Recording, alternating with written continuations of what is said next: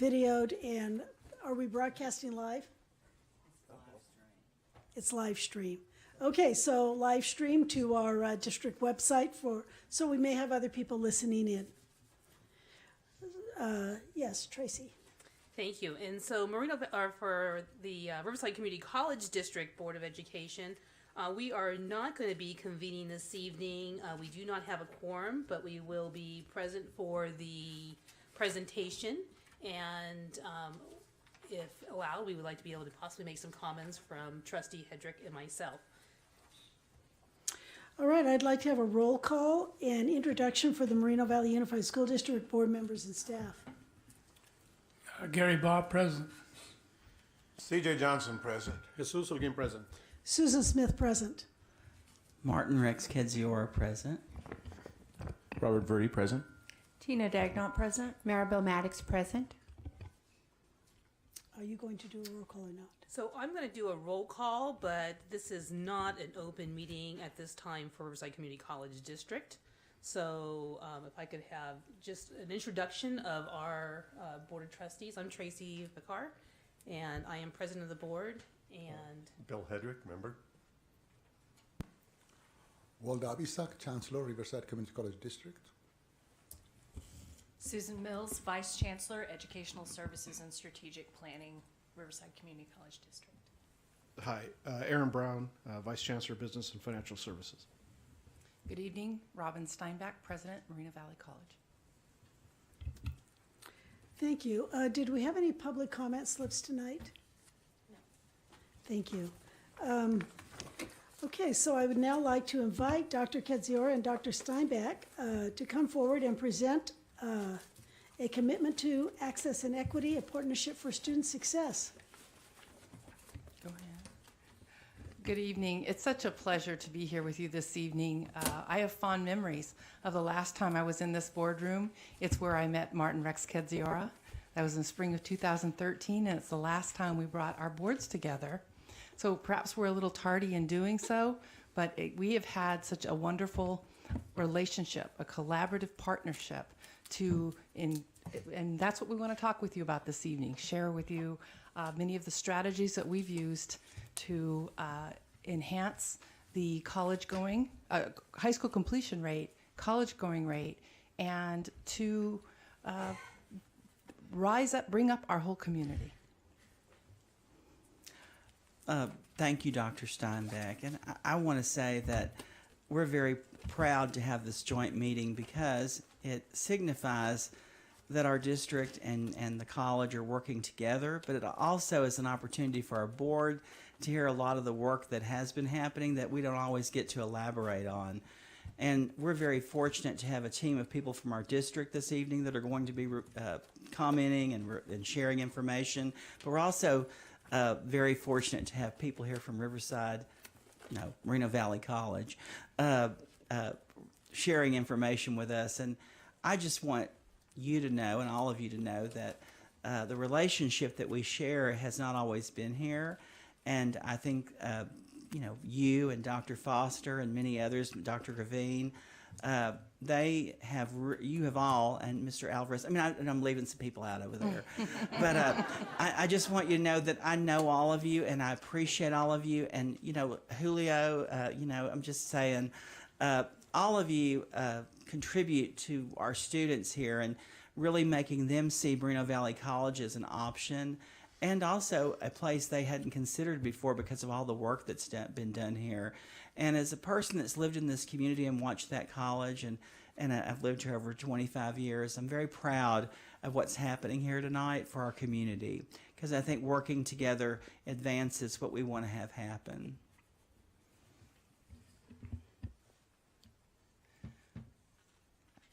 We've developed some principles that have guided our partnership, and each time we come together, whether that's in an educational summit, where we bring our faculties together in discipline-based meetings, our administrators gather, and we focus on these principles.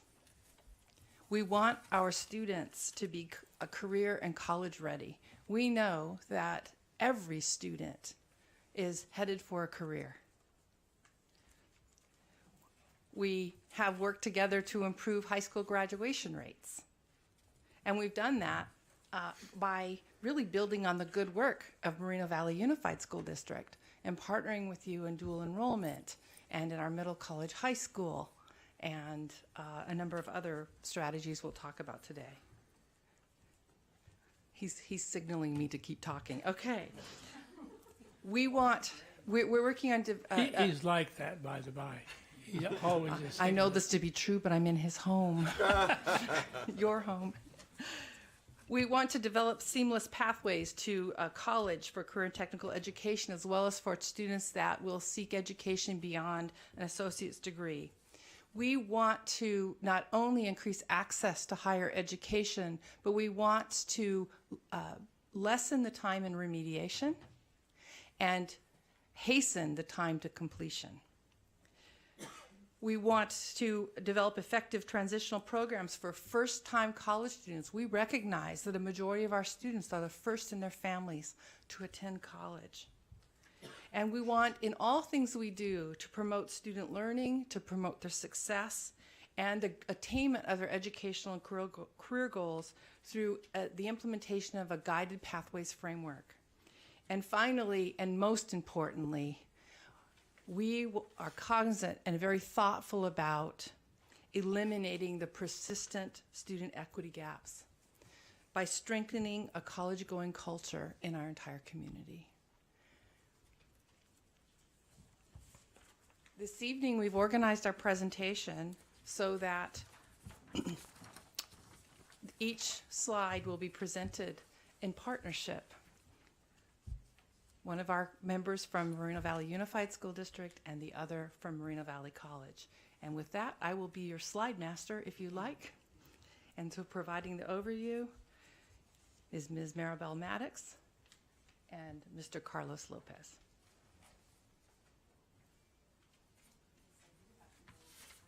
Good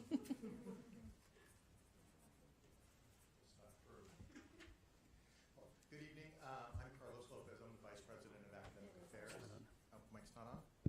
Oh, it is on. Just need to be closer. That'll be better. I'm Carlos Lopez, Vice President of Academic Affairs.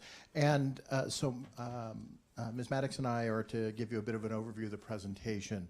We're going to be focusing on promoting the college-going culture and a number of the activities that both the school district and the college partner on. Effective strategies and collaborations and collaborative efforts, and again, a number of examples of those. And then we'll be winding up with some student success data in terms of our degree and certificate completion for MVUSD students and transfer data. And to remember that this also includes job training and ultimately employment. As Dr. Steinbeck just mentioned, every student is going to end up in a career, and we're that part of that pathway. So Maribel, do you want to? No, we're good? Okay, next slide. There we go. So really quickly, right at the beginning, we'd like to talk about some student demographics. And I think there's some really important features on this slide.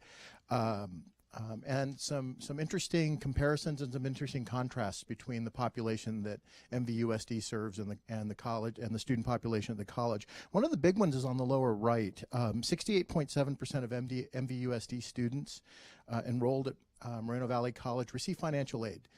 That's a significant proportion for us. That's actually in line with the overall proportion of students at Moreno Valley College.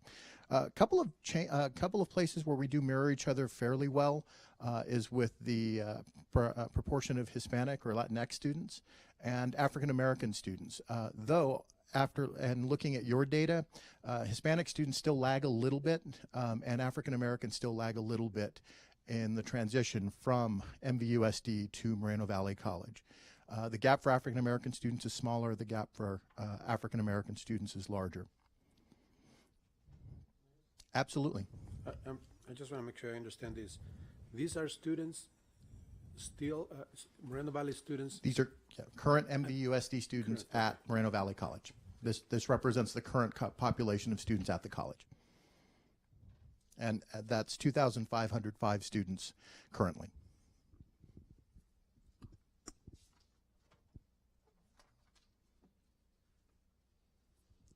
So this is an overview of the presentation. Promoting a college-going culture takes a lot of different services and programs. We have the TRIO program, the articulation agreements, the cyber educational partnership, the CTE pathways, dual enrollment, middle college, and all the outreach efforts. You're going to be hearing about each of these tonight with the different staffs from our district and also Moreno Valley College presenting. So let me go ahead and start to give you the big picture of the TRIO program, and then I'm going to ask Mrs. Mickey Grayson to join me. The TRIO program has been a very successful collaboration with our district. It started out, I still remember, with Vista del Lago. It had an upward bound math and science. Then Valley View was added on for upward bound. And then the educational talent search added our middle schools. So total is about 650 middle and high school students that participate in these programs every year, preparing them for STEAM. I think something very interesting to note is the large percentage of students that we have that are first generation going to college and also low income. It's been very successful, could not have happened without Mickey's work. So let me turn it over to her. Thank you. Good evening. It is indeed my pleasure to be here to represent the TRIO programs. I also would be remiss if I did also not acknowledge the work of Ms. Angel Orthopedis, who was also part of our team and now the assistant director of our Upward Bound and Upward Bound Math and Science programs. As Mrs. Maddox said, we were pleased to be able to start the TRIO programs in 2012 at Vista del Lago High School with only 60 students. And then over the last 5 years, we are pleased that we have gotten additional programs. In that time, as you can see with the raw numbers, we now will be servicing in this upcoming year 65 students through the Upward Bound Math and Science program. We'll serve 62 students through the Upward Bound program at Valley View High School, and we will now service over 500 students, over 525 students through our educational talent search program, which services not only Vista del Lago and Valley View High School, but also 3 middle schools at Badger Springs, at Landmark Middle School, and Mountain View Middle School. What is exciting about this opportunity is that it indeed showcases the commitment that Moreno Valley College has to start the pre-college pathway as early as middle school. We have a lot of different programs that we've been able to do, and as you can see from the statistics, that means that of the students the 650 students, 473 students are considered low income and first generation, and combined with the first generation students, over 550 of our students are the first in their families to be able to go to college. So this really, really does point to the continued commitment that Moreno Valley College has to be able to create a college-going access for students from low-income and first-generation backgrounds. Some of the different programs that we offered are continued tutoring, mentoring support services, as well as exposure to college opportunities and even concurrent enrollment in some of the Moreno Valley College courses during the summer. Are there any questions before I pass it on to my next colleague?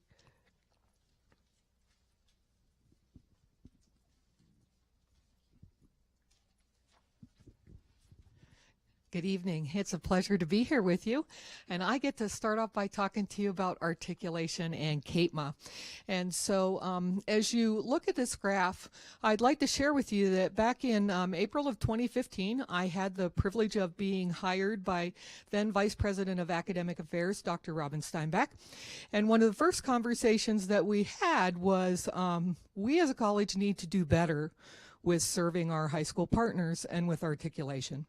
So I went out and started visiting our high school partners, and every time I met with you, you said, we need articulation. Every time. We need articulation. So in the fall of 2016, we held our first articulation event.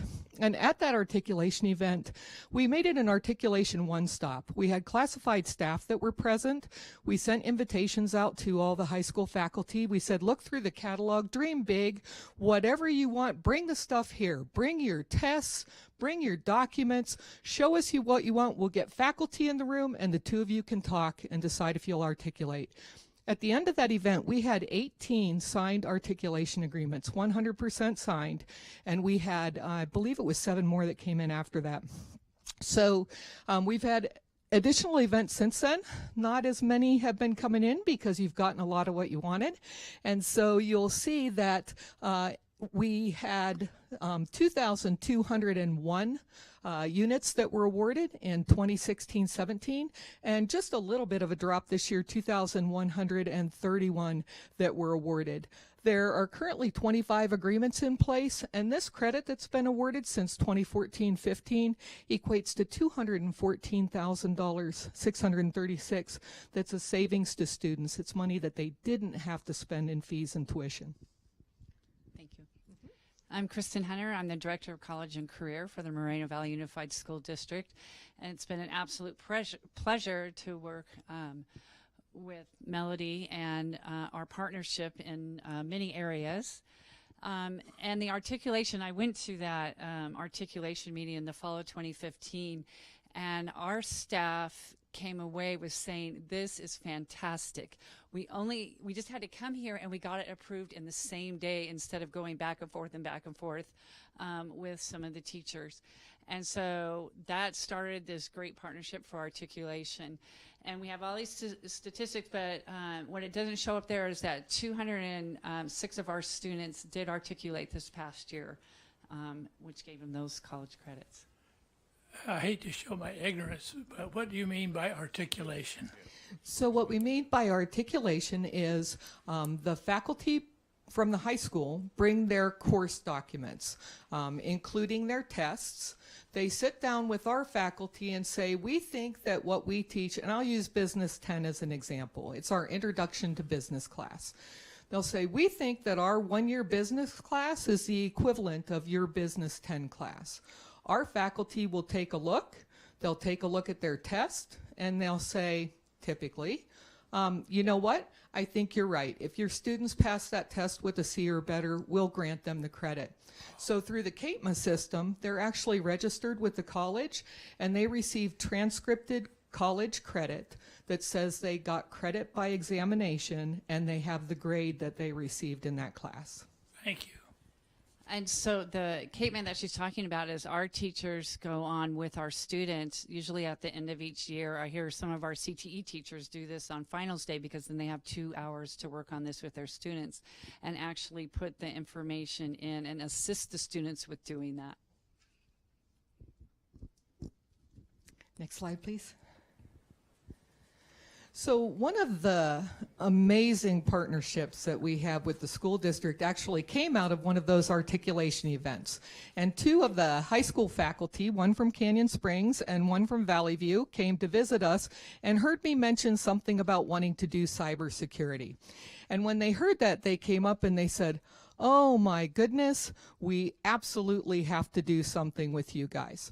And so the result of that was a collaborative partnership for Cyber Camp. I got a phone call and said, is there any chance that Moreno Valley College would consider letting us hold our Cyber Camp there?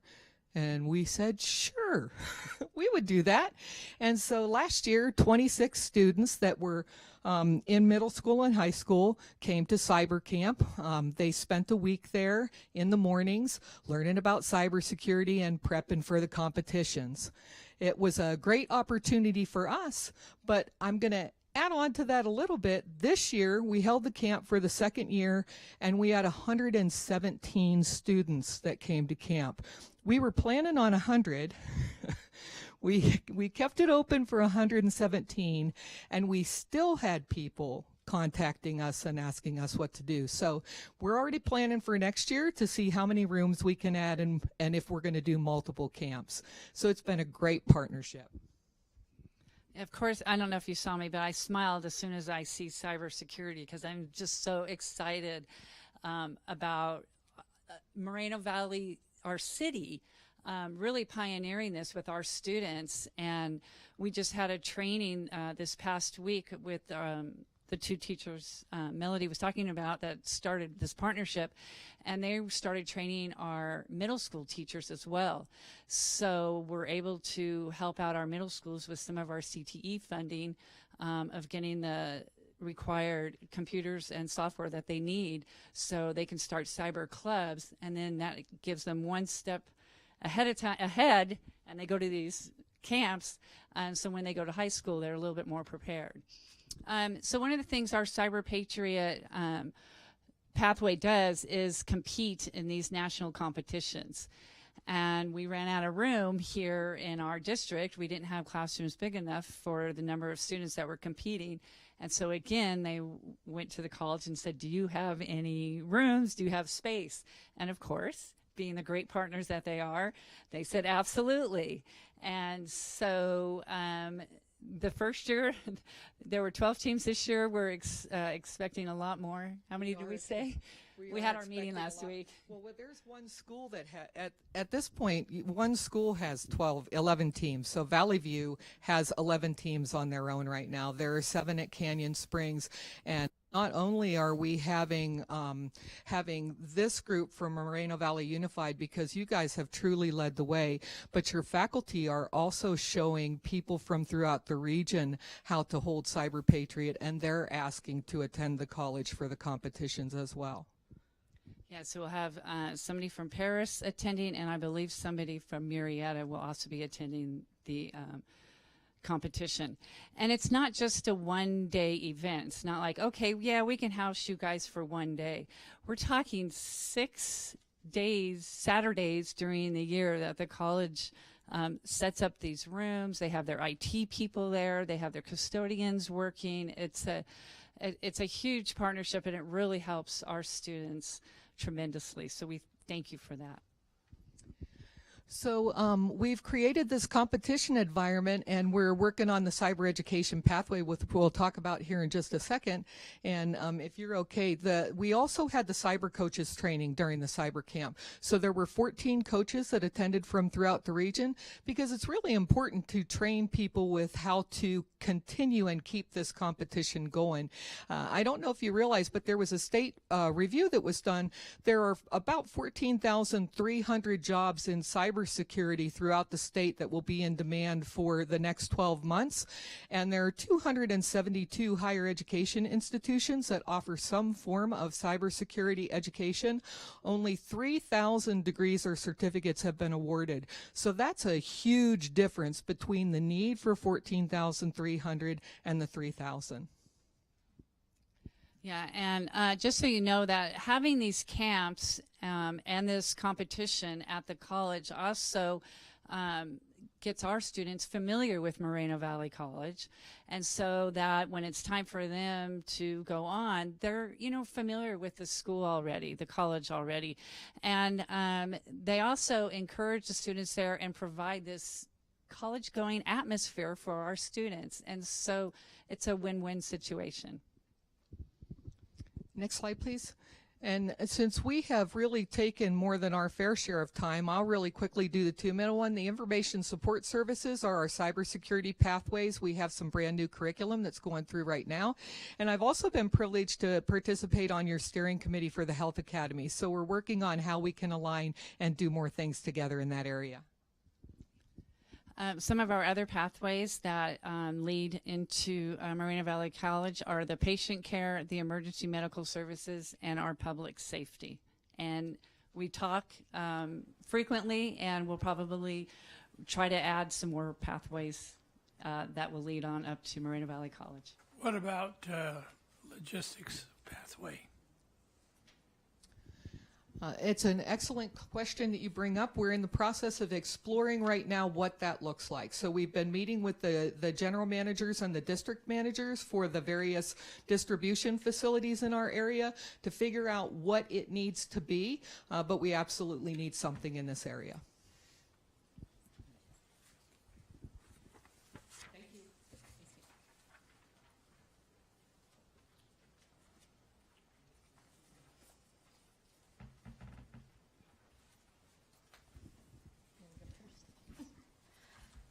Hello, good afternoon. I'm Esperanza Arce, Director of Secondary Education, and one of the programs that actually Kristen and I tag team on is dual enrollment. And with RE at Moreno Valley College, it's been an amazing experience, and we're super excited because our numbers of students just continue to rise, and the programs that we have in place at every single one of our 4 high schools.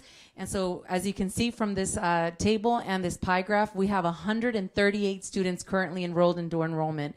And from there, you could see that over 50% come from Moreno Valley High School. So we have work to do in some of our other high schools, but we're excited about the next steps to increase and improve. And we can talk a little bit more about that. Hi, I'm kind of excited to be here. My name is Ree. I'm the Dean of Instruction at Moreno Valley College. I almost said Moreno Valley High School. What the slide doesn't tell you is that each of the instructors teaching these classes at your high schools are your high school teachers. So the teachers in the high school have been vetted through the hiring process with RCCD.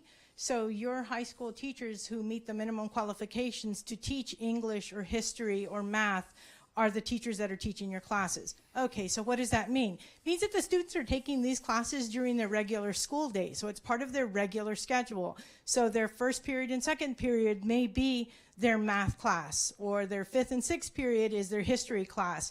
And our hope is that the retention will stick because it's part of their schedule, and that they'll persist.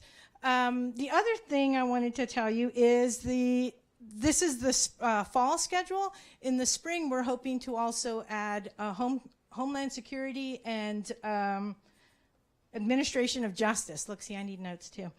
I want for you to know that in May of this year, in preparation for the 18-19 academic year, faculty at Moreno Valley College invited our high school part-time faculty who are teaching in dual enrollment to come to our college as part of an orientation and a sharing. So we shared syllabi, we shared books, we shared assignments, and they're in contact with the faculty who are teaching at the college to support them in their high school classes.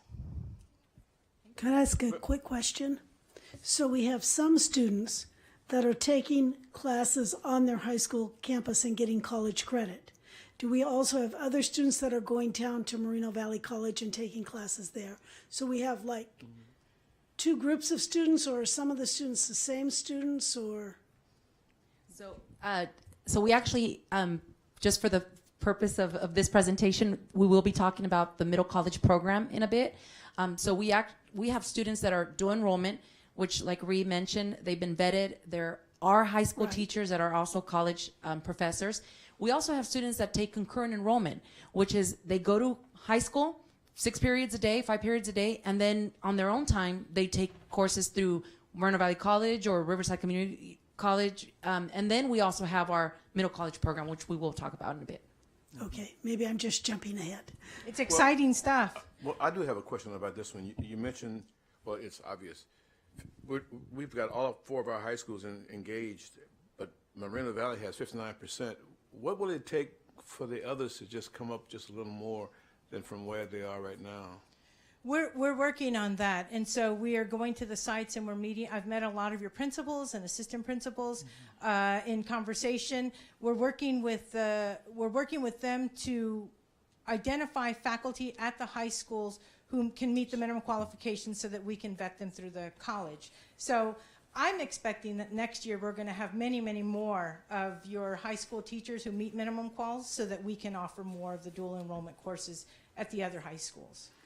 Should Moreno Valley High School help by letting them know how they're benefiting and how they got their population up?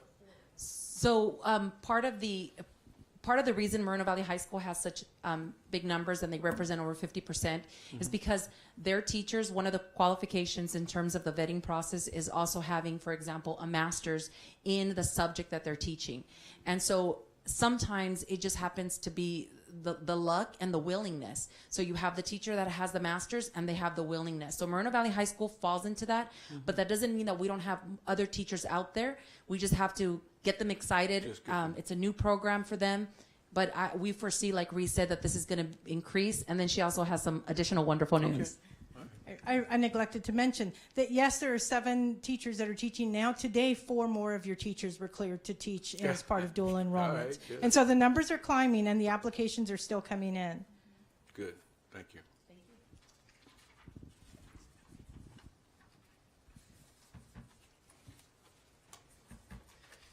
Good evening. Julio Gonzalez, Director of the Middle College High School Program and Outreach. So the Middle College High School Program started back in 1999. It started due to the partnership between Moreno Valley Unified School District, Val Verde Unified School District, and back then it was Riverside City College, Moreno Valley Campus. And through this partnership, they created Middle College, opened the doors in 1999 to about 60 students. And from 60 students to a couple of years ago, we increased our student acceptance to 50 students by district. And so Middle College only, it serves juniors and seniors. And so currently right now, between the two grades, we have 93 students from Moreno Valley Unified School District in the program. And you can see a little bit of the breakdown by ethnicity, by groups. We do actively try to serve the same population breakdown as the district has. So you'll see the breakdown there of the students. Next slide, please. So again, this program's been ongoing since 1999, and what I tell everyone that the reason why it continues going on is because the students are successful. It is our job to make that option a reality, a possibility. We support them, we guide them, but it's the students, it is your students themselves who actually make things happen. And so you can see that from our students, everyone that completes our program does graduate from high school. 100%, that's the last 3 years. Many of them do plan and continue their education after high school. And we also have a number of them that not only graduate with their diploma, but also an associate's. And so overall, this is at the far right end. You can see that last year we had 54 students completing a degree, which was 26%. Last year, the previous year, we had 65. I'm sorry, I apologize. Okay. 26% completed. Last year, 34 the previous year, and 33 the previous year. So it's been increasing. Next slide, please.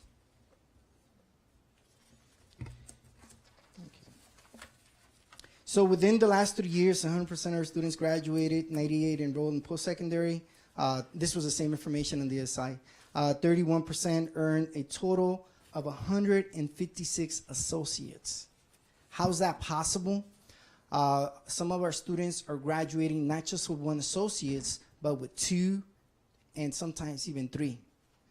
This year, in conversations with our high school counselor from Moreno Valley Unified, Sandra Rodriguez, she shared with me that currently she has about a little over 40 students that she identified within the program that are on track for an associate's, and one of them is on track for 4 associates. So again, these are your students. Let's see, next slide, please. And so after our program, many students come back to our college, but many other students also go on to other 4 years. In the past, we've had students that have been accepted to all these different universities. And so we promote and we provide the support to apply to UC, CSUs, private universities, the FAFSA. We provide all those services through one of our classes that we call College Career Readiness Seminar. And so, again, this is the work from the students. Next slide, please. And so with Middle College, it continues to go on strong. The students are being very successful. And again, this year we expect a lot of great things from our students. Moving on to outreach efforts. Let Esperanza. Thank you. Hi again.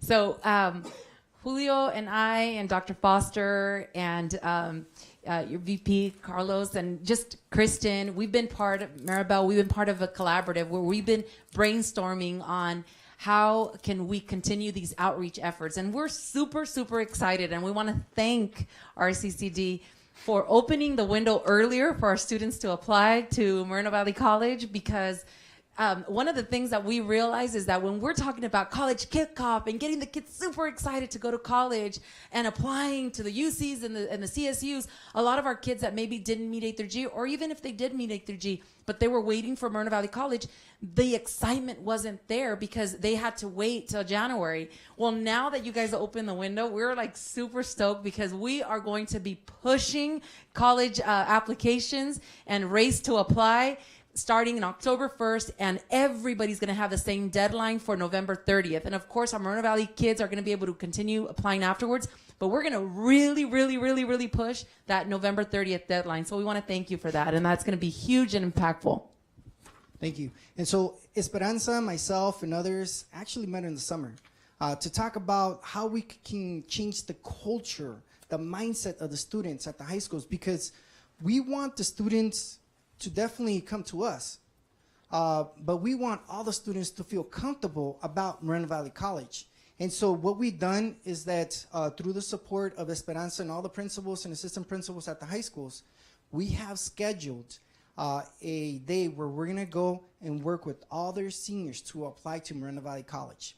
And our message is going to be, apply to Moreno College. We could be option number 1, 2, or 3, or whatever, but keep us as an option. We encourage you to apply to UCs and CUs anywhere you want. Apply. Come April, look at all your acceptance, look at the financial reward, and decide what you want to do. And by the way, I don't want to steal thunder by Mr. Alvarez. We have the College Promise Initiative. And so before we start working with the seniors, we're going to tell them why they should apply. At the same time, encouraging them to apply everywhere and anywhere, and decide on April where they want to go. But hold that spot. And so we have dates for all 4 comprehensive high schools and the alternatives. And we're going to be out there and just promoting everyone, encouraging them to apply. We're not going to force anyone, but we're going to encourage them. Julio?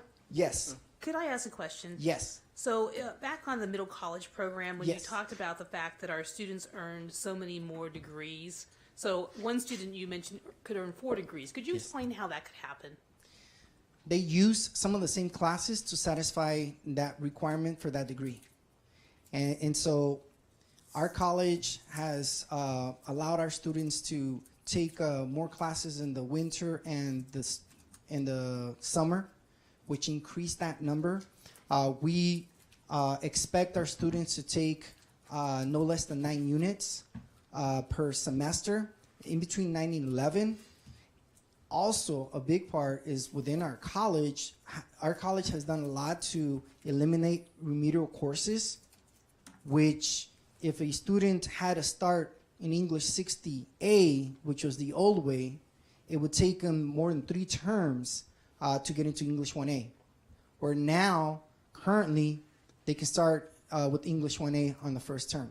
And so it's a combination of efforts of different parts that have allowed our students to, our middle college, our Moreno Valley Unified students to just do more at our college. Thank you for sharing that explanation.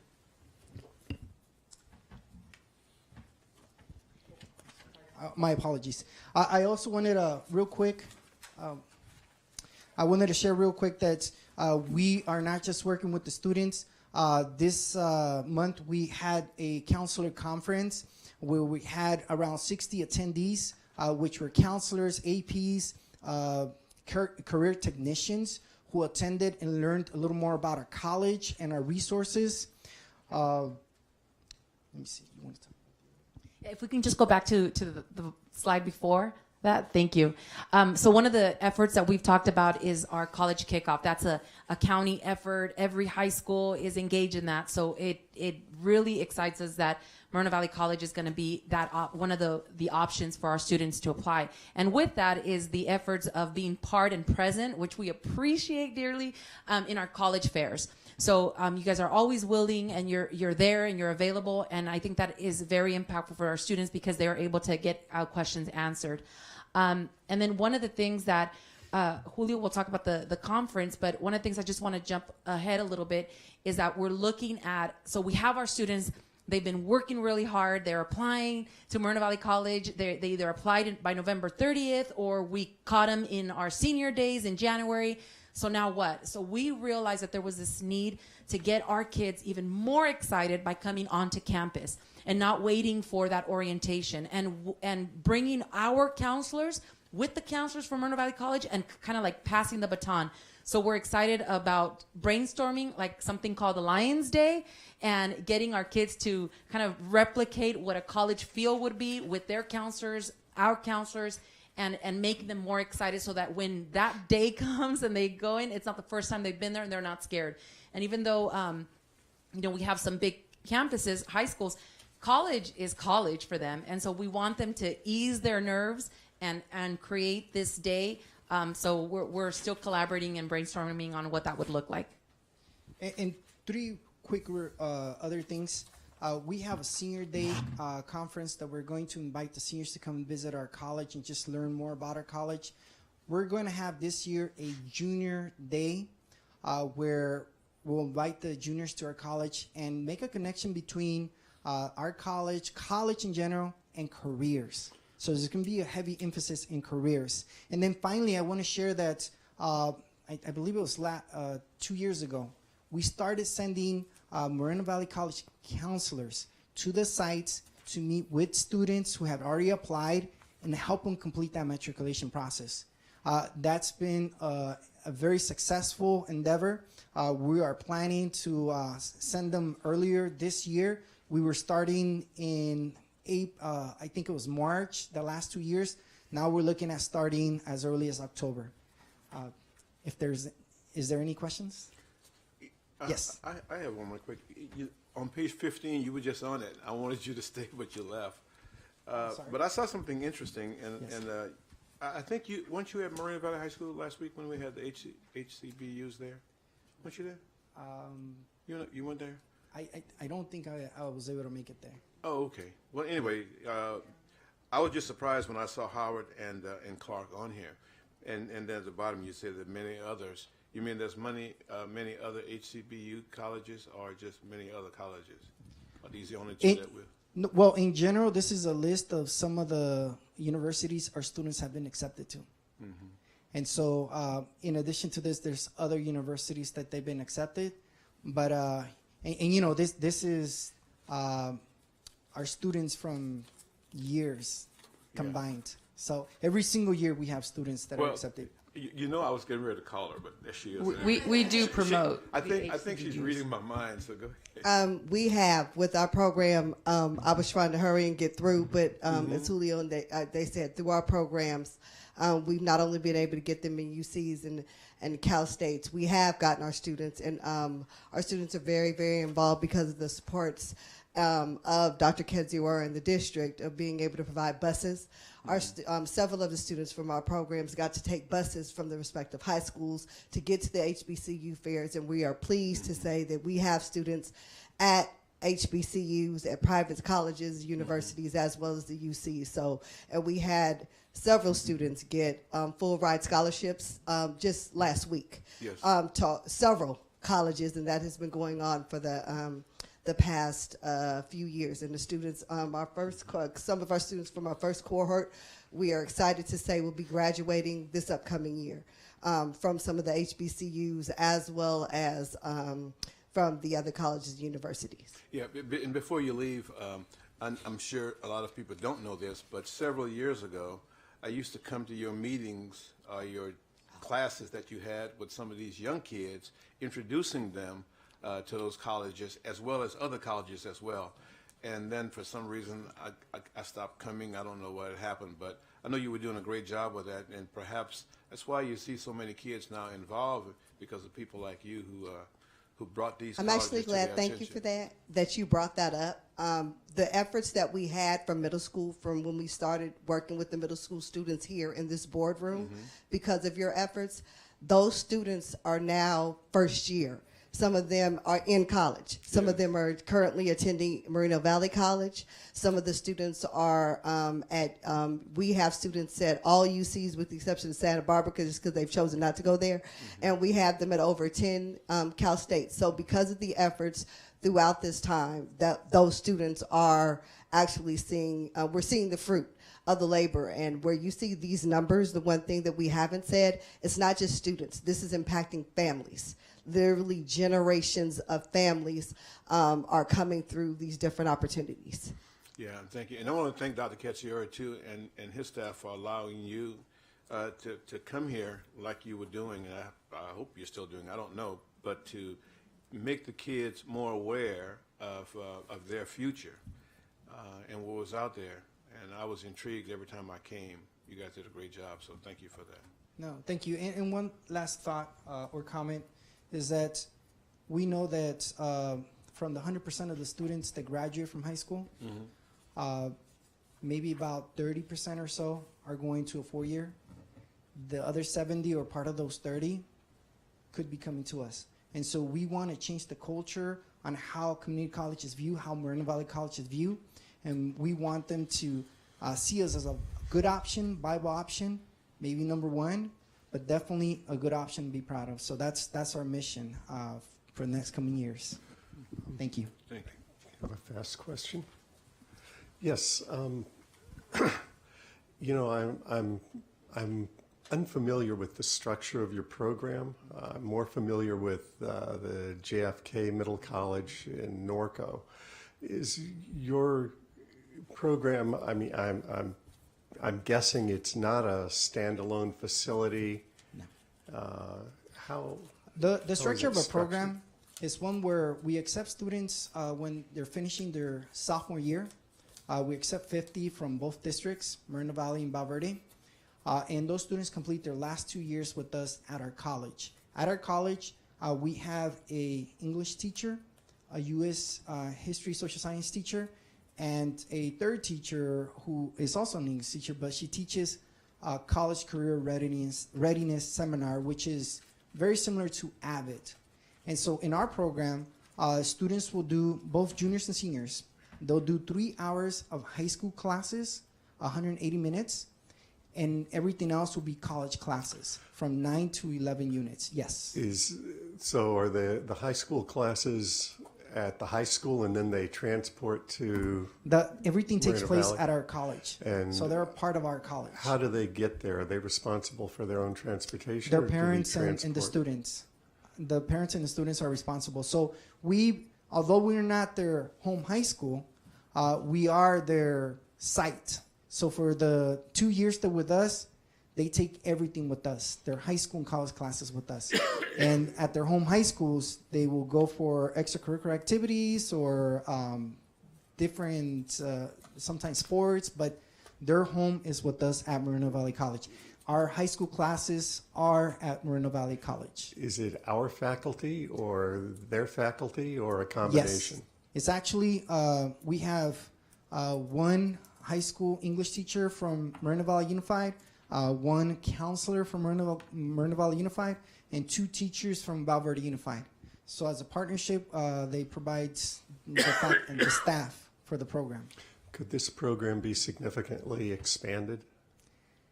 Yes, I would say, but we need the facilities.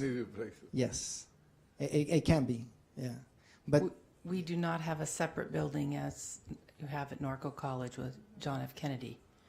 Well, these classes are offered and office spaces made available in the library building. Yes. The reason why I raised the issue in facilities or whatever, I was on the Corona Norco board when JFK began, and it started with about 150 students, juniors and seniors. And I think it's at about, I mean, it's probably bigger than it ought to be, but it's between the last several years fluctuated between 1,000 and 1,200. So I know in the Corona Norco community there was a big demand for it. I would suspect there is a larger demand than 100 students in this community as well. Each year, we turn away about 200 students. Oh, that's not good. Yeah. Each year. All right. Thank you. So that's an issue we need to go back and study, figure out. Thank you.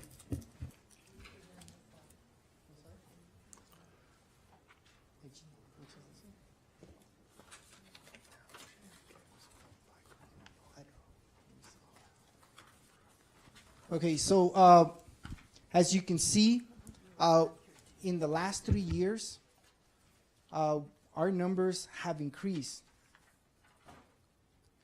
for our first-time students from the sites within your district, and we actually we plan to see these numbers increase even more as we encourage everyone to apply to our college.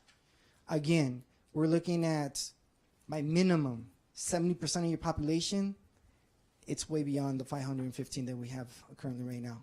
And so we are working with the counselors, the APs over counseling, to support your students, and with our our college counselors at the sites, providing them educational ed plans, providing them answers to their questions about what's next and what can Moreno Valley College do for me, and sharing about all the great opportunities such as the College Promise, the honors program at our college, and all the CTE programs that we have on campus, our Ben Clark Training Center, all those different things.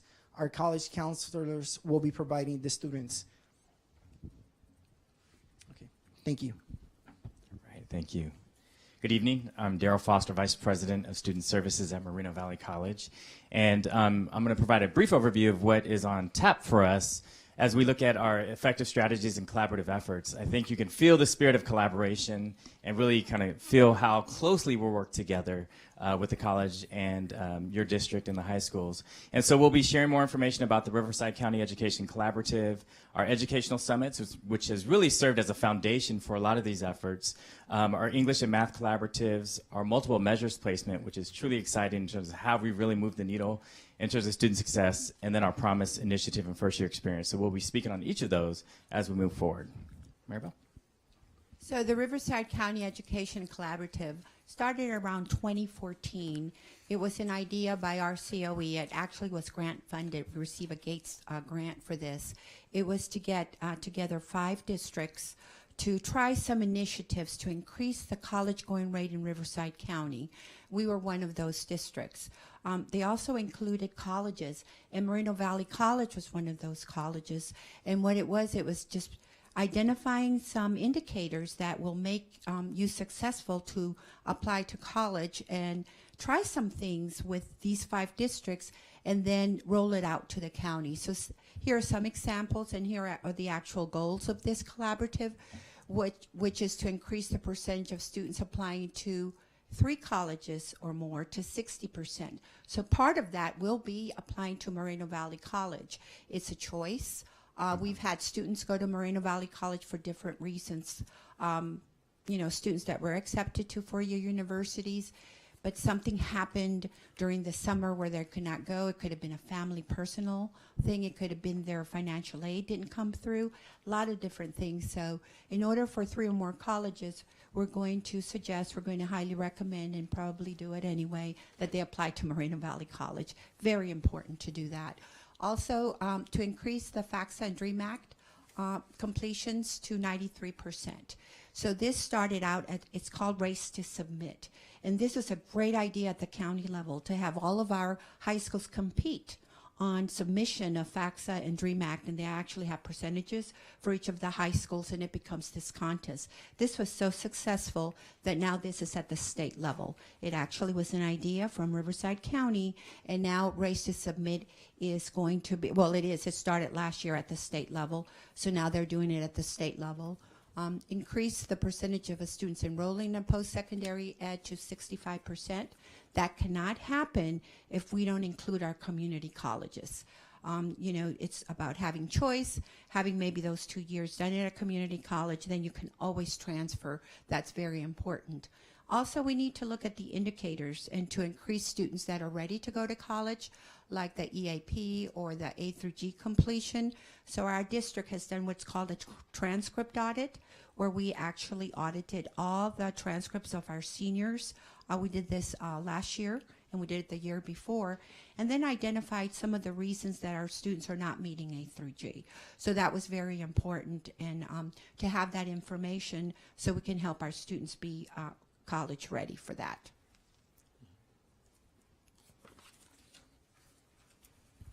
And with that collaborative, we meet monthly. This is an ongoing regular meeting. And so there's also funding that the collaborative has provided to your district and to our college to help initiate some of these activities. Some of the funding for the colleges, as mentioned, is we've used some of that funding to send our counselors to the high schools to help students with the application and registration processes. In fall 2015, we held our first annual educational summit. And this summit was really a landmark for us, in which we pulled together your faculty, your staff, your administrators from Moreno Valley Unified, from Val Verde Unified, and from our college. We had over 100 participants, and the focus was what can we do collectively to help streamline that transition process and to help students from our school districts from their senior year to be successful in college. And so we focused on critical issues in math, English, ELL and ESL, and also career pathways and CTE. So getting our faculty in those disciplines together, to look at curriculum alignment, to look at placement and remediation, and other important initiatives really resulted in some of the outcomes that you already heard about. As a result of the summit, we were able to pull together the articulation agreements and having those meetings. The cyber educational partnerships came out of that. And then you'll hear more about our math and English collaboratives, and you've heard about our dual enrollment. So these summits take place each year. The next summit for us collectively will be in the spring. And it's just a great opportunity for us to continue our collaborative efforts as we move forward to help our students to be more successful.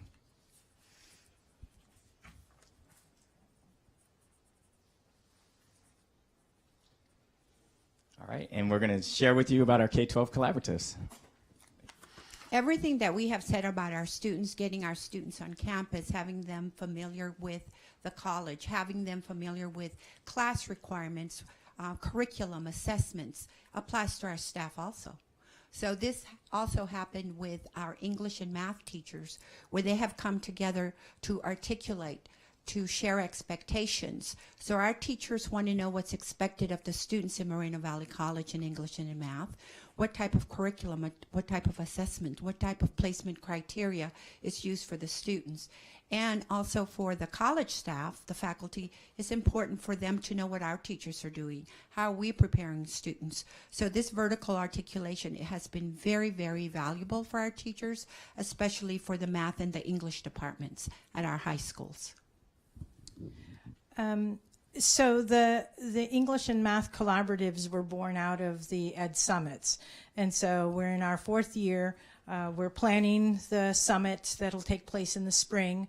And Moreno Valley Unified has been there since the inception of the Ed Summit. The first summit that we had, there were over 100 participants. And what happened was the English faculty and the math faculty realized they needed more time and more space together.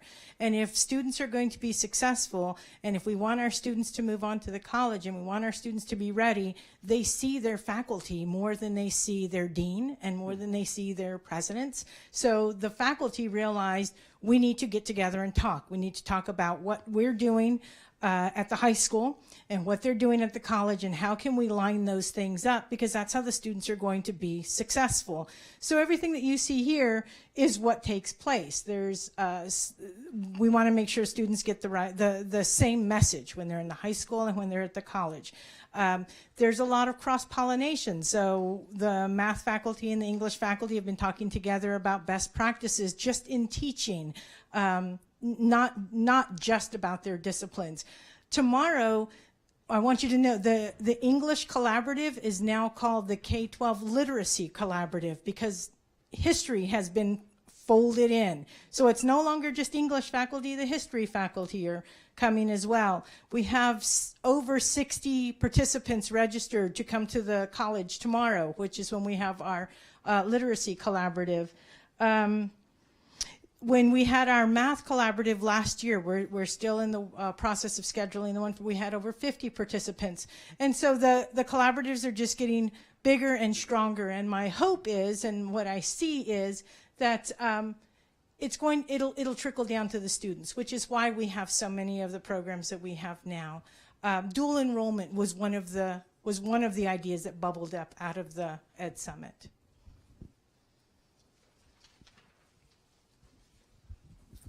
Good evening again. So out of the collaboratives, you've heard about a number of initiatives, and one of the fundamental things that happens when we get faculty and staff together is you build trust and you build understanding between the college faculty and staff and the school district faculty and staff. And that trust and that understanding allowed Moreno Valley College to be out in front with regard to what's called multiple measures placement. Prior to this, all colleges in California, community colleges, were using primarily a testing model. Students would have to show up and take a written test to be placed into math or English. And over time, through some great work in the state, we realized that that wasn't the best mechanism for placing students. The data was very clear, in fact, that the best way for placing students was really looking at their high school GPA, particularly in English, and looking at their high school GPA and or their last math course taken for mathematics. And that really was an acknowledgement of the excellent work going on in the high schools by the K-12 faculty, and in particular for us here in Moreno Valley. We've had multiple measures placement in place for about 3 years now. That puts us early in the process.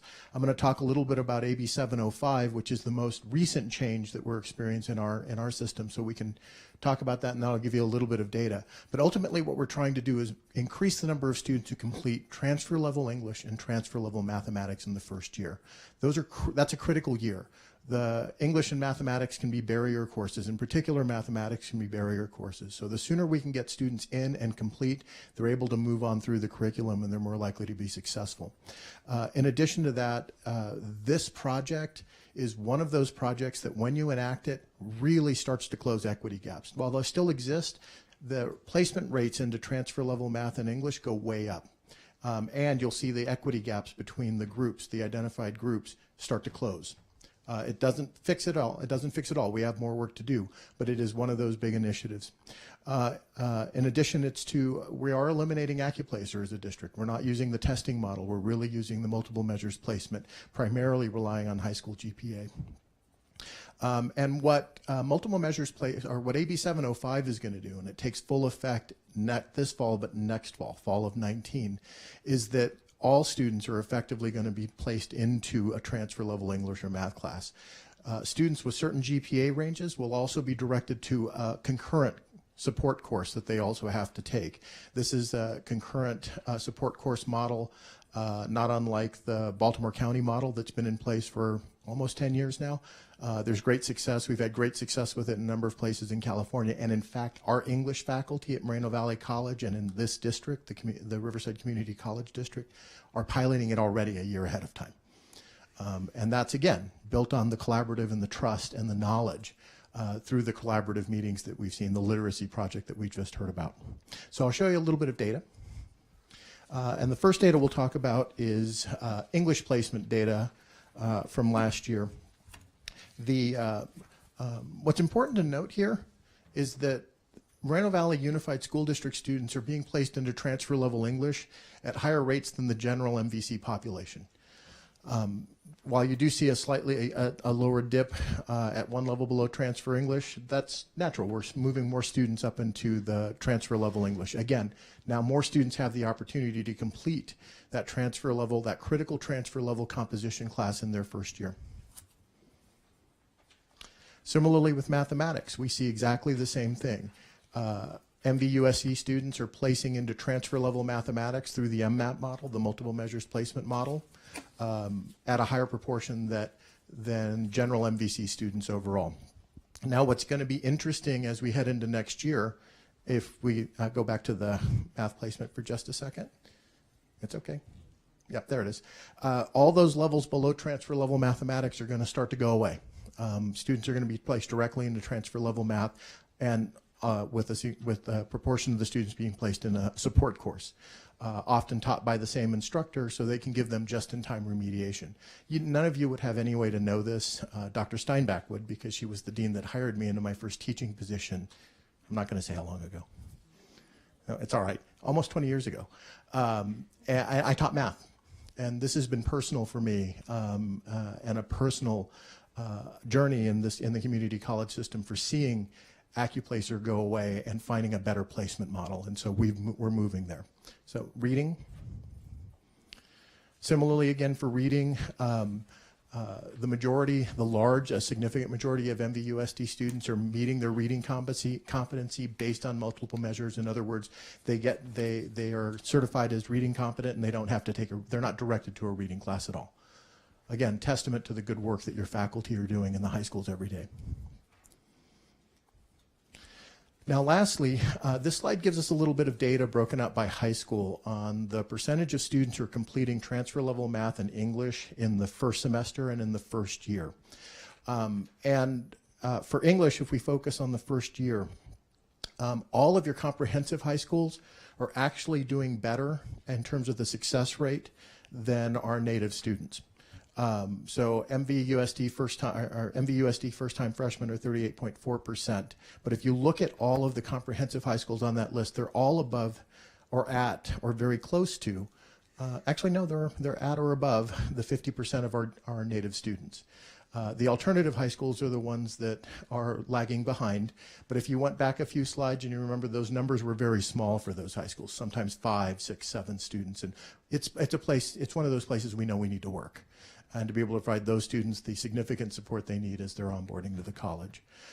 In mathematics, again, while again a 50% success rate or a 38% success rate in the first year doesn't seem great, that's a significant improvement. And in fact, based on data from 2 years ago, the English rate for all MVUSD, or for all Moreno Valley College students, was 21%. So we've seen a big improvement both for MVUSD and our college students overall as a result of multiple measures. In mathematics, all but one of the comprehensive high schools above the overall rate for the college, but 2 years ago, it was single digits. It was 5% of all students at Moreno Valley College completing transfer level math. And with the changes coming into place next fall, we expect these percentages to go way up. That's been the experience of the colleges, the community colleges that have adopted that model. We expect that to be the experience that our students will have. So these critical gatekeeper classes, we're going to get them into and through their college level course in that first year. Any questions? Dr. Sanchez.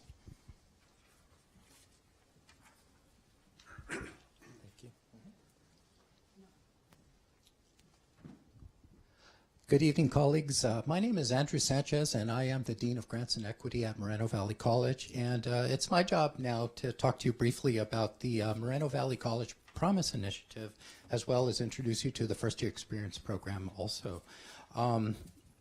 What I'd like to start with is tell you that over 3 years ago, the college came together to analyze some of its institutional data.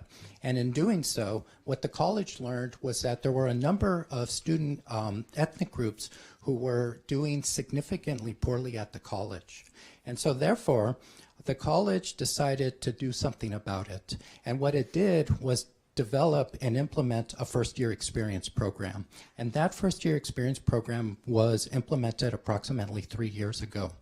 Now, at the time, the first-year experience program was designed to help these students who were not doing well, particularly as it related to them coming to the college, and also these students were not doing well as they were proceeding through their studies at the college. And so with that being said, when the college implemented the first year experience program, it started out with 77 students during this first cohort, which was considered the pilot cohort.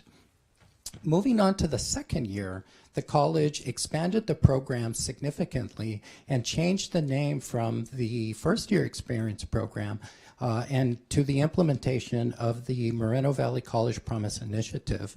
Now, the first year experience program didn't go away. It's still there. However, the first year experience program is the vehicle through which we implement the Moreno Valley College Initiative.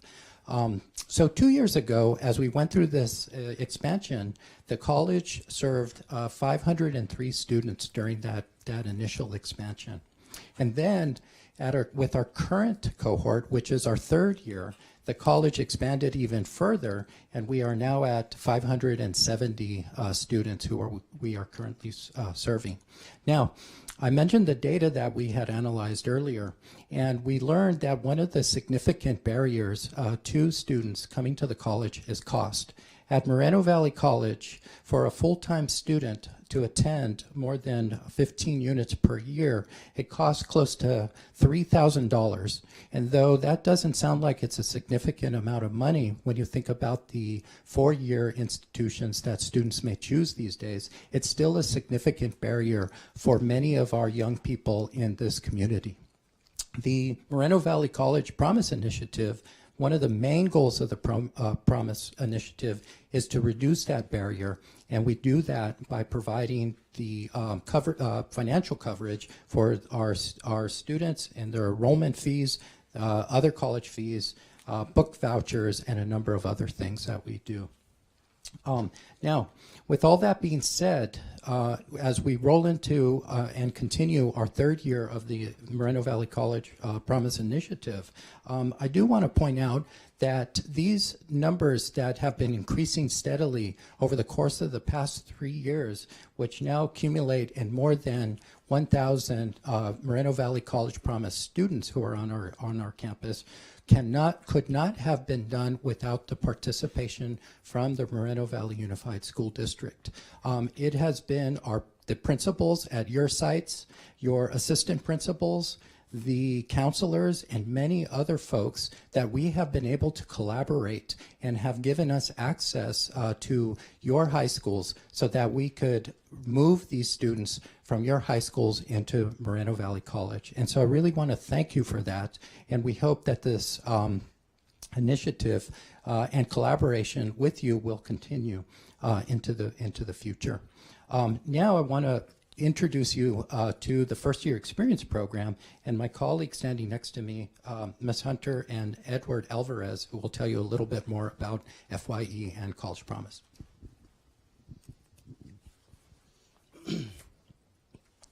Thank you. Good evening. My name is Edward Alvarez, Director of First Year Experience Program. And as Dr. Sanchez mentioned, the College Promise Initiative is embedded with the First Year Experience Program. And as our college took a dive to look at our institutional data, we learned through the process that, as you see up there with our current cohort, 68% of our students are at the poverty level. And so when we thought about what could we do to support students, first having access to higher education, we really had to take a look at our community. We really had to take a look at what our graduation rates were within Moreno Valley Unified School District and the partnering Valverde. However, at the end of the day, we know that we just didn't want to create a Promise initiative that didn't support the students from the very beginning, starting from the summer. And so I'm pleased to say that little by little we've been increasing. However, there's a lot more to do. And if you take a quick look at this year's cohort of students, you'll see that our current body of students have mirror the ethnicity representation of our college program and institution in general. Next slide, please. So this year, as Dr. Sanchez had mentioned, we grew to, for the summer, we grew to 582 students. So when we think about all first year experience students, they started in the summer. However, when we break it down even further, when we look at Moreno Valley Unified School District students, we know that this summer we have a total of 316 that join our program from Moreno Valley Unified School District. Yes, we want to increase that number because you guys have amazing graduation rates. But when we look at the overall FYE population, you could quickly see that close to 81% of our overall FYE population, 81% is transfer-minded. But when you look at Moreno Valley Unified School District students, 316 students, 84% of them are transfer-minded who want to get a higher education, want to transfer out. And so very quickly, we noticed that our both groups do mirror, the top three majors. So they share similarity there. However, Moreno Valley Unified School District students, they're transfer minded. They want to get that bachelor's degree. They want to continue. Next slide, please. As I mentioned, our first year experience program starts in the summer. And so our main goal is to help students transition into college life. However, we really want to be able to provide students the opportunity to take on college level coursework. And so growing from 294 of last year to the 582 this summer, we're very pleased that many of our students completed our guidance courses. More importantly, we also have to keep in mind that we're brewed out of the equity plan, and so we have to keep an eye on all of our students. And so we had 28 students who were from basic skills who participated in our English workshop, who are now in English 1A during their first term at the college. In addition, this summer we revamped our program. We knew that with multiple measures, the great work with multiple measures, we had many of our students, especially from Moreno Valley Unified School District, who were placing directly into college level English. And so we said, you know what, let's do something for our students. And we provided our students an opportunity to take on English 1A this summer, transfer level English this summer. And we're pleased to say that those 50 students equate to 83% success rate. So our students are able to take on college level coursework immediately in the summer, and we see that there. Also, we kept an eye on our math. And we wanted to make sure that students don't walk away from math, because through first year experience, we require our students to take on English and math immediately during that very first year. And so to give them a boost of opportunity to move up during the summer, we put in some math course activities. So we assisted our students to get into some math courses, a lower level basic skills math courses, and we see some higher success rates within that cohort. And to repeat, 316 from Moreno Valley Unified School District took on the opportunity to immediately take on the summer, 6 weeks of college level coursework. So this speaks to what the Promise Initiative is able to do, allow students to not worry about the cost, but this also speaks to the students that are from your guys' schools that want to go to school, that don't want to wait, that want to go immediately. And so in the fall 2016, as Dr. Sanchez had mentioned, we started our FYE program. That very first summer, we had 81. That fall, we had a total of 77. From the 77 students, we had 37 that were from Moreno Valley Unified School District.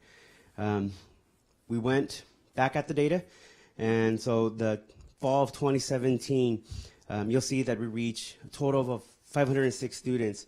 However, our summer program brought in 294. Of those 506 students, I'm pleased to say that 238 were directly from Moreno Valley Unified School District. But the impressive numbers are this summer, because this summer we brought in 582. Of that, we have 316 students from Moreno Valley Unified School District, and that turns out to be about 54% of our student population. However, we know that there's more opportunity for us to grow. And so, Ms. Hunter, if you would like to add anything. Just real quick, when we first heard about this program, it was in one of our collaborative meetings. We were so excited for the students in our community that they can go to school for free. And when we gave this information to our counselors, and our counselors took it down to our students, a lot of our students who were accepted to UCs or CSUs decided to take advantage of this. And we encouraged them and their families because it really made financial sense for them. And so it's really a great opportunity for all of our students. It helps our middle class families as well because they're not getting financial aid. And so we're just really excited, and I think the word is spreading, and that's why it's growing, and you guys are doing such a great job. I just hear positive, great things about it. Thank you. Thank you. Could I ask? Yes. Yes, thank you. This might be for Dr. Sanchez. I'm just curious. What percentage of students are covered by the Promise? About 70%? 100% of our students are covered because financial aid status does not determine their participation in our program. Their commitment to our full year, starting in the summer and taking on a full course load for the whole year, is what determines their acceptance to our program. Okay, is that for the first year experience students or for the entire enrollment at the college? That is for the first year experience program students. And I'm also happy to say that we also have special programs also participating, such as Emoja, such as our Puente students within our numbers. So that is for all of our FYE students. I guess if I could follow up, I'm really interested in all of our colleges going fee-free. As far as I'm concerned, 13 community colleges should be free in this state. I'm just curious, how much more financial commitment would it take to basically eliminate all fees for all students at the college? We have... That's a very important and a very large question. It is. For all students at the college, I can't give you that number immediately, but I can tell you that we're serving about a little over a third of the first-time students in our Promise program. So there are 2/3 students that aren't being covered by this program. And that's for their first year only. Is there a second year Promise? That's what we're raising money to do. Oh. All right. As well as clearly we to need... support adults who have been out of school for a while and are coming back. This Promise program serves students that have just graduated from high school and then immediately enroll in college. Well, I applaud. Chancellor Izak has an answer as well. Not an answer, but I think that I think following Trustee Hedrick's question, almost 68% of your students are already on the BOG waiver. So they don't need to pay tuition, but their tuition is covered. And so what the Promise does is that the books are not only as expensive, but more expensive than the tuition. And so, you know, the cost of their textbooks, and there is other added costs to the poor students in terms of transportation, feeding, that are difficult. So coming back to your question, I think making all tuition free in California is not going to be that expensive, because already the state covers almost 2/3 of those students don't pay tuition. And starting from this year, we have signed this agreement where all full-time students will be on the college promise. The state has voted an additional $46 million to allow those students who are full-time, who take full load, to not pay any tuition at all. So on our side, we are trying to raise more funds to take care of those expenditures outside the tuition. So if I may, that is absolutely correct, that the percentage of our students are covered through, you know, the what's now called the Promise Grant. However, for some of us, we might not realize the importance of how much is a health fee every term, how much is a transportation fee, the student services fee. So at the end of the day, it might be $50 that a student was covered. However, added with the book voucher, that is one less stressor for our students to have to worry about every term. And so I think there's a lot more that we could do. And I think that we have to consider every student. So thank you. So, Mr. Brown, did you have a question? No, just a comment. We collect about $10 million a year in tuition, district-wide, and Moreno Valley is probably roughly 25% of that. So,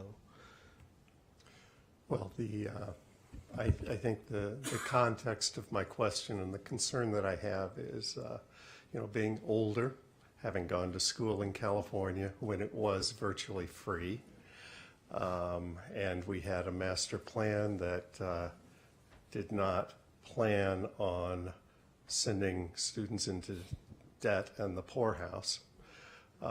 And in a time when we have a $16 billion surplus in the state, it seems to me it would be the perfect time for the state to restore their commitment to education. I'm I realize UC and Cal State would be more costly, but we aren't, and they could certainly take a first step since we are the economic driver. And so I appreciate everything that our district is doing and everything that Moreno Valley and our partner districts are doing for student success. I just want us to be able to do more, to bring in more students, more facilities, and be the economic engine that we ought to be in every aspect. So I just came back from the Triple C League this past weekend, and they had a legislative update. So there is a second-year bill that's out there to help with the Promise Initiative. It's been tabled for this year, but is back on the agenda for next year already and is being fast-tracked. So hopefully the second year will also have some support systems to help us. And I believe there's some other education entities that are joining in that conversation. I think CSBA and AXA are also part of that conversation. All right, so now we're going to share exciting news about student success outcomes. So all of these efforts, what does it mean and what does it translate into as relates to student success? So we'll share some information regarding degree and certificate completion for all MVC students and also Moreno Valley Unified School District students, and then also transfer information as well. So the bottom line is that we're trending upwards. So if you look at all associate degrees, the first set of data there includes, the data includes 2014-15, 15-16, and 16-17. And for all associate degree completion for all MVC students, you see that we've been trending upward. From 527 degrees that we've awarded in 14-15 to 915 degrees awarded in 16-17. So that represents a 58% increase over the last 3 years in degree completion. If you look at Moreno Valley Unified students, 14-15 it was 146 degrees awarded, and most recently 16-17 it was 280 degrees awarded. So again, we're trending upward in regards to that. And certificates awarded for all MVC students, 14-15 it was 297 certificates awarded, and most recently 16-17 it was 605 certificates were awarded for our college. And if you look at the last column there, the last data set, it's trending upward from 32 students from Moreno Valley Unified who earned a certificate in 14-15 to 45 students who earned a certificate in 16-17. So across the board, the student success outcomes are pointing upward for us. What are the certificates that you grant? Yeah, so the certificates we grant are really through our CTE programs. So we have a number of programs through our Police and Fire Academy, through our dental and dental assisting programs. What else am I missing here? Computer information systems, human services, early childhood, thank you. These are programs that prepare our graduates immediately to go into a work, that usually entry level or just above entry level in careers. But I can see that the audience wouldn't be that big for high school students for those kinds of programs. Some of the pathways we're developing go into our law academy, into our paramedic academy. We're building the pathway for the cyber security. There are very well-paying jobs in those fields. Dental hygiene, dental assisting. So some of them are Thank you. make for a nice living and career. I guess so. All right, so we'll move on to transfer data. And for transfer data, again, for the same years, 2014-15, 15-16, and 16-17, you'll see for all transfers for Moreno Valley College, in 14-15 it was 510 students that transferred. 16-17 it was 575 students. And same for Moreno Valley Unified School District students. In 14-15 it was 155 students to 164. So again, we're trending upwards in all aspects in terms of student success, completion, and transfer. And the next slide just represents the top 10 transfer universities of students who have graduated from Moreno Valley Unified School District, who have attended Moreno Valley College and have transferred to these various institutions. Most transferred to Cal State San Bernardino, and next is UC Riverside. one of the exciting things that's happening within our district and within the college is that we expect to see an increase in transfer. One of the things that we're working with through our leadership of the district office and Chancellor Isak is last spring we participated in a district-wide summit with Cal State San Bernardino, in which we will, as a college, will be more focusing on ADTs, which is Associate Degree for Transfer, which really, if students complete an ADT, they have guaranteed admission to the CSU. So we're looking to increase the number of students who complete ADTs at our college. So we expect our transfer numbers to Cal State San Bernardino to increase.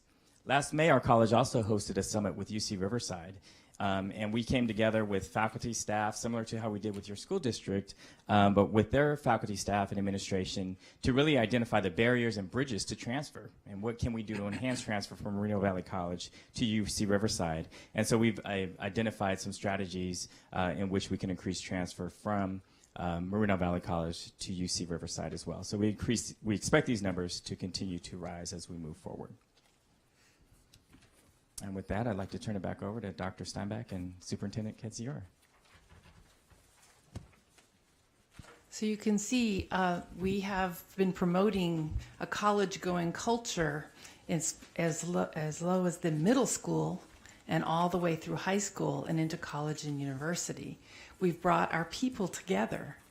There's the Ashanti proverb that it takes a village to raise a child. Well, it takes villages to change, to bring about social transformation as well. And we're involved in that. We're doing it here in Moreno Valley. And everywhere I travel in the state, I'm often asked, how do you do it?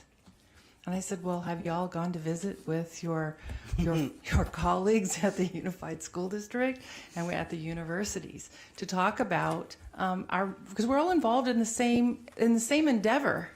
We're promoting learning, and we want our people to live as well as they can. In fact, lives are depending on it. So I don't know if y'all know, but this hasn't existed that long. So we should be really proud of the progress. Anything you see up there it's not ancient history, it's recent modern history.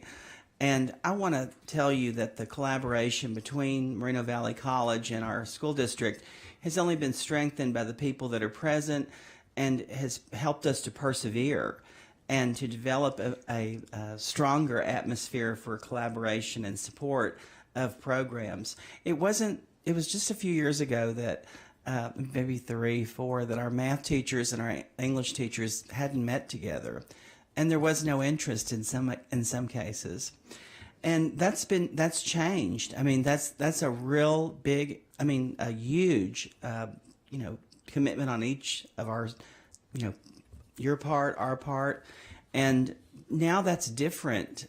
What they're doing, and we have to really, like when we ask why couldn't this be or that be. I don't know if people realize how big it was to get those classes on these high school campuses this year. That was huge.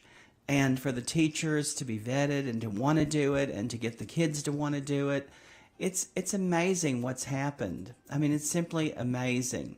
And then, when you talk about dual enrollment and concurrent enrollment, middle college, high school, those are ever increasing numbers. And Mr. Hedrick, is it Mr. Hedrick?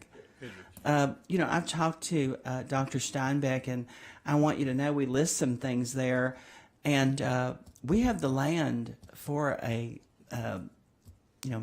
like what Norco has. We just need you to build it. So,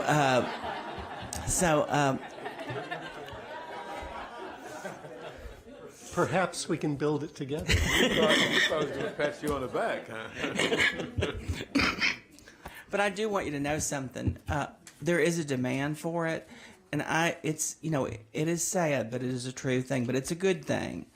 The number of children that want to get into that program, and I want you to know Julio is amazing with the families. I mean, those children. I mean, they come to see me, and their families they want them to get into it, and it's a really big thing. And I think that's the wonderful part of it. Because it is a highly sought after program, and it is something that people want to be in, and they feel like very special when they get into it. But we were talking when we met, and one of the things is we have the land for another school, and we would love a like a Norco campus. What happens there at John F. Kennedy, because I've been to that school, and I think that's wonderful. And then we talked about an early childhood education demonstration lab, because we have such a strong early childhood education program there that it'd be wonderful to have a lab school where people could come and do work with our transitional kindergarten program in kindergarten. But there's a lot of possibilities, but I see this only growing because of who is present in the room.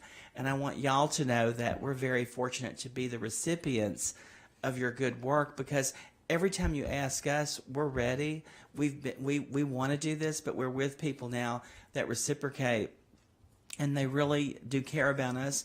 But it shows to our children and our community we're working together.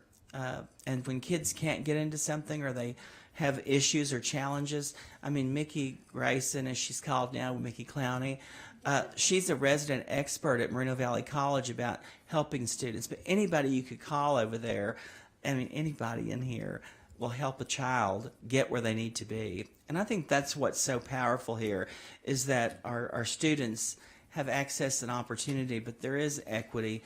They do look at our students and who's present and who's not, and there's a constant communication about getting every child represented. And I just am excited about what we heard tonight, and I'm excited for our community and for what's next. So I want to thank you all.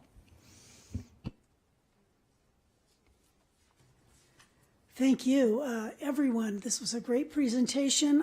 I'd like to know if there are any further questions from any of the board members from either board. Does anyone have any further questions or comments? I did my doctoral dissertation on the general education requirements of the two-year schools in Utah and Idaho eons ago. And do you have general education requirements that kids have to take? What are they?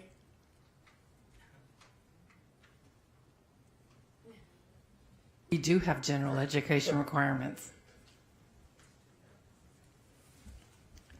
They fall into five, what in Title V is recognized as knowledge domains, which include communication, English. It's on. So communication, English, mathematics, the social sciences, sciences. So they have to add, including lab science in there. And then the last one is humanities. So those are the five primary domains. We have a local general education pattern for our local college degrees, and then there are two transfer general education patterns, one specific to the Cal State University, and then there's the intersegmental pattern, which is primarily for the University of California. It's not dissimilar to what it's always been, but we have a significant set of courses that fall under each of those areas. And again, the specific courses that students take typically are closely aligned with the major fields and their career interests. And we are working under Guided Pathways. I know we just mentioned it in this presentation as a statewide framework that we're adopting. But at Moreno Valley College, that's going to help, that GE pattern, we're going to try to lay out very clear pathways for our students. So when they onboard from your school district to us, we have a very clear pattern of courses for them to take, whether they know they want to come in and be a dental hygienist on day one, or they're less certain. They know they don't want to work in the health field, but they know they like working with people. We'll be able to guide them into a productive set of units, including GE, to get them moving very quickly. Thank you. Good answer. All right. Anyone else? Did you want to say something, Mr. Johnson? I have a couple. I just want to tell Dr. Steinbeck and Dr. Kitschero, both you guys, I know that you guys knew each other, but I didn't know you guys were partnering, and you guys have been working together for years, for a long time. I know every time I go someplace I see you, but I just didn't know the connection. So tonight I learned something. But I do want to thank both of you for all of the work that you've done for our community, as well as all of our students. I like Bill Hedrick said, I want to see us get to the point where it's free again, but who knows, maybe that won't ever happen. But if that doesn't happen, then I want to make sure that we continue to touch every student that we can possibly touch. I'm still reminded of, I know I'm going to say Mickey Clowney, but I don't know her last name, her new last name, but Grayson. Okay, Mrs. Grayson, I'm sorry. But I remembered when she would come out here and talk with, and on you guys' behalf, talk with and train and teach our young kids. And I was always fascinated by someone who would do something like that on their own time and where she started. So she didn't start with like high schoolers. She started with those middle school kids, getting into their heads what they're going to need. And you heard what she said tonight. One or two of them are somebody's in college today. So thank you very much for the work that you did. I hope she's still doing that. I don't know if she's grad. Oh, you do? Well, she's so he says you're busy. Well, that's good. But again, it goes back to what I was saying in the beginning. I appreciate the partnership and the care that you guys have for all of our students in this community. I think we're going to all be the better for it. And anything that I could do or we can do, what Mrs. Mickey said to me back then, just if you can just sit here so they can see you, that was fine. So if I could just sit in and just be there, that's fine with me too, because I didn't speak. She didn't ask me, and I didn't want to. I just observed, and I thought that was a great thing. And along with that, again, thank you guys for your partnership. Thank you guys for coming out here tonight. I appreciate that. You know, we could have gone to your house where there's more food and, you know, nicer ambiance, but you guys happen to come to our place. We appreciate it. We hope that you enjoyed what you've seen so far. We do have some food, I understand, but it's not like what you guys serve, I'm sure, but it's still nice. But again, bottom line is, thank you, all of you. And thank you for bringing our buddy back. She's a muck now, but once she came into this room, I saw where she just assimilated herself back into being one of our friends. So thank you for bringing her too. All right, I think that's all I have. I just want to say, I think it is amazing that we have this opportunity in our city that not many cities have a community college in the city right next to the Unified School District. So, you know, it only makes sense to have this great partnership with the community college. And to listen to this presentation tonight was amazing, to learn all those great things that are happening and great things that are in line for our students. It's just amazing. And, you know, the effort of making sure that the students are college and career ready, and having the community college as one big component of that, and one huge option for our students to go through, especially those students that, you know, for some reason or other, they just cannot go and access the higher institutions right away. That's an option there, and to make sure that they don't get discouraged because it's a huge step. Well, there's a step they can take, and with the quality of education that is taking place at this college, I think it is an amazing opportunity there.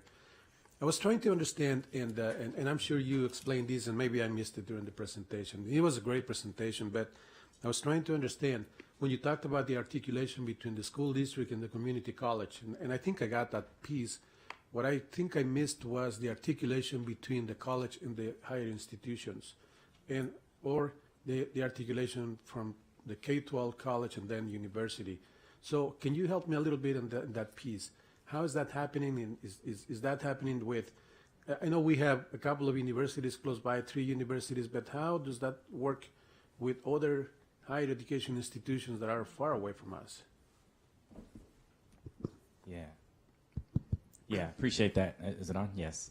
So we're starting with the local universities where our students are transferring to, Cal State San Bernardino and UC Riverside. So engaging them in those conversations through our educational summits with their folks, and getting our faculty together with their faculty to, again, align the curriculum. And so really being able to streamline that process. As mentioned earlier, you know, we talked about some of the GE requirements and some of those patterns in terms of being able to transfer. And it's complicated, because depending on the major, and the university that you want to transfer to, those requirements will be different. And so being able to try to streamline those agreements and get an understanding and some commonalities between the CSU systems and between the colleges and universities within the UC system is a challenge. And so there's, I'm sure, some greater efforts beyond what we're trying to do, but we're really trying to do that locally and regionally, not only as a college, but through our leadership of the district to be able to streamline those. And our guided pathways efforts will help with that effort. Great, thank you. Thank you for that explanation. So, again, I'm just amazed of all the great things. I learned a lot this evening, and of course, we've been at the college several times with the Cyber Patriots and other programs. So it's always a great pleasure to see our students being excited visiting the college. The one other question that I had, and I kept waiting and waiting and waiting, and when that slide appeared, I thought that's the answer to my question right there. I was going to ask about, are we thinking anywhere about the visual and performing arts? And when I see the STEAM early college high school, I think that's part of it. So what is the plan for STEAM and specifically for the arts? We do not yet have a plan. What we would hope is that this evening, this may have inspired you to ask that question and encourage us to conduct feasibility study. Well, I think Dr. Casera knows how I feel about visual and performing arts, and several people in the district, and that's a huge piece for me, because I strongly believe in the power of visual and performing arts, and that's something that I would like to see happening here. I know you have a strong program in Riverside, but I would like to see that close to home, and you know, I don't know how, but whatever we can do, whatever I can do in that area, I would be more than happy to help. Because again, I think that's a huge factor for many students. We've heard many times many students that are in school just because of the arts, just because of the music or you know, some of those classes. So if we can see something in that field, I think that would make the program even more complete. Mr. Holguin, I just want to let you know that many times the board talks about having partnerships with different, you know, the city, universities. We're very fortunate that we do have a strong partnership, and that's part of, I think, the beginning of a discussion, what we just talked about, because there is the support for, I don't know that, but I mean, I want you to know there, whenever you bring up something, that got written on there because of a discussion. So just the very fact that it's there means something. Right. And I want to thank you for that. Yes, again, and I appreciate it. I was very happy when that slide came up, and I thought, oh, there it is. Okay. So again, thank you so much for the partnership. Thank you for being here. Thank you for the presentation, for sharing all that information, and for everything that you are doing in your college for our students. So we truly appreciate that. Thank you so much. Mr. Hedrick, do you have any comments? Just briefly, following up on Mr. Holguin's comment, I would very much like you to undertake a feasibility study on the part of the college to see what we can do jointly with our partners and how we can create a seamless program of excellence that would rival that of our other colleges. So let's see what's possible. Very much so. And I'd just be remiss if I'd like to follow up on Mr. Johnson's comment about my colleague, Ms. Vicar, because I feel like I know a lot about Moreno Valley Unified because I've heard so much about it from Tracy and the pride and passion that she carries for the K-12 district. I relate to that because, you know, I have a similar feeling about Corona Norco, having been on their board. But Tracy is an articulate, passionate representative for the Moreno Valley community. This college in particular at this time but it is informed by her knowledge of what has happened here and the possibilities as we work together. And so I hope that it's not another 5 years before we sit down in this same manner, because clearly things are moving forward. I hope they will not only continue but accelerate. I absolutely believe that we have a deep responsibility to the Moreno Valley community and the K-12 district. We can be even greater together than apart. So these are wonderful steps. I understand, Dr. Ketzior, the reference to, this is not ancient history, this is new history. Let's forge some more history as we move forward, and I hope we will be back here in a year or two, but no longer. Anyway, thank you. Thank you. Mrs. Vekar. Thank you. Just a couple of closing remarks. I'm sorry that our colleagues couldn't join us this evening. This was an unusual thing to have 3 of our board members out ill in one day. And so I don't recall it ever happening before, and they were very apologetic, and they wanted me to convey to you just how important this meeting was. They wanted to make sure that we continued, that we didn't stop this, because we knew that the momentum and the work that had gone into one, being able to present this information to you and to the community, just how valuable everybody thought it was. I can tell you our board earlier in the year had a strategic planning meeting. One of our board goals is to be able to support more with the guided pathways and to help increase presence for helping our secondary age students move into the community college and into higher education. Part of that articulation piece with higher education is super important, because in this area we have such a low degree attainment rate. Many of the other colleges up and down the state aren't as interested in where we are, because I think they see students of the IE as not being as successful as some of the students on other parts of the California coast. And so I think it's important that we look at internally, how do we continue to build that capacity and make sure that our students have opportunities that they don't lose. And I will tell you that our board is extremely committed. It was one of the higher remarks that we had when we did our strategic planning piece, to make sure that we work on that together and that we reach out to all of our K-12 partners in our district. And so I just want to thank you for being here this evening, hosting this wonderful meeting. I want to thank the staffs that worked so hard on the presentation and that continue to work throughout the year on many, many initiatives that help support the students with access to more college experiences, being able to be successful in college. They work tirelessly, and really, I think on behalf of at least our board, I can tell you right now, we are so honored to have you serve this community, and we want to thank you for all the work that you do. And we want to thank the Moreno Valley Unified School District administration for all the work that they do as well, and wanting to be able to partner with us.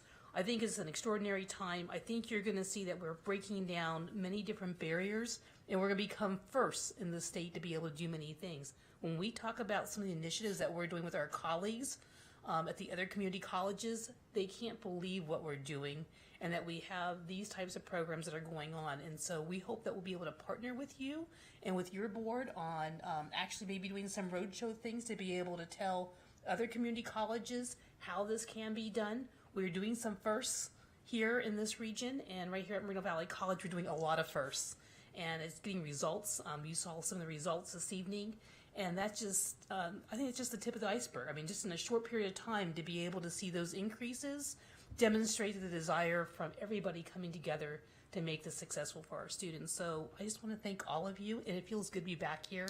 I miss all of you. Thank you. Mrs. Smith, Yes. can I say one more thing? All right. I'm gonna be quick, but I wanted to say how, well, I don't know if y'all noticed, but Jolynn Neal is here. She's at the end of this table. She's our president of our Classified Educators Association. And really, that's one of the things we talk about in our district is the collaboration between our associations. And they were invited tonight, but she came, and I wanted to acknowledge her. And and to say thank you, because that's very important that she's here tonight. And then I wanted to let y'all know, like when you go somewhere, you think, who gets this stuff? Like these things here. So y'all from Moreno Valley College, these are for y'all. So if you see one out there, they're for you. They're not for the people that work here. So you could, if they have one, you can take one from them. And then there's some food across the hall when we're done tonight. It's in a secret room right across the hall. But we would invite you to join us if you'd like to take something or hang around for a while and talk. But I just want to make sure they knew that. Thank you for those comments. That was really important. And welcome, Jolene. I'm glad that you're here. Question real quick. I'm sorry, I got you guys in the room, so as the classified president, I would really like to know about your programs. We have a lot of adults that want to return back to school, and support our kids at the campuses and their own education. We have grants and stuff like that coming too. So if possible afterwards, if you can give us some 411, we really would love to put it in our newsletter. Thank you. Thank you. They sent me up here really quickly. We have an employment placement coordinator, a couple of them that work for us, that would be happy to come out and do a presentation for your staff. Just let me know when you would like to have that done. We'll be glad to do it. All right, that's great. Now you have, we're not only moving forward with educating our students, but also moving forward with educating our employees, and all of that is important to us. So thank you again for the great presentation and for coming tonight. I understand a little bit more about about all the different programs, about the middle college, high school, the classes that are offered on high school campuses, and how all of that works together for the benefit of our students. And some students may go to middle college, high school and graduate with an AA degree at the same time as their high school diploma. Some may go to the middle college, high school and not get an AA degree, but still have a lot of credits toward a college diploma. And some people may just take some classes at their high school that will count for college credit. So the more we can do to move our students forward in these different areas, I think the better off we are. The more college they have when they graduate from high school, the better off they'll be as far as getting that 4-year diploma a little bit sooner. So thank you for this great presentation. It's been terrific. And with that, there be no further business to come before the Board of Education. This meeting is adjourned at 8:00 p.m. Good job. All right. You said 8? I said it. Yes, ma'am.